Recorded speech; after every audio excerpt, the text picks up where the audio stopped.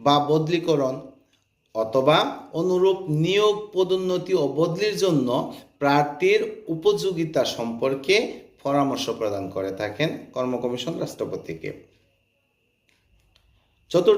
তৃতীয়ত আমরা বলতে পারি অবসর ভাতা। মানুষ যখন অবসরে যায় সেই ভাতার অধিকার এবং অন্যান্য বিষয় সম্পর্কে কর্ম কমিশন রাষ্ট্রপতিকে পরামর্শ দিয়ে থাকে।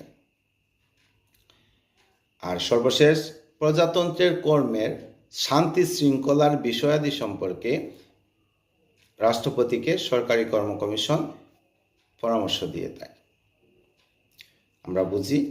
আমরা জানলাম যে 4টা বিষয় সম্পর্কে সরকারি কর্ম কমিশন রাষ্ট্রপতিকে পরামর্শ দিয়ে থাকে। একটা হচ্ছে বিশেষ পদের যোগ্যতা বা তাতে নিয়োগের পদ্ধতি সম্পর্কে, কোনো পদোন্নতি, বদলি বা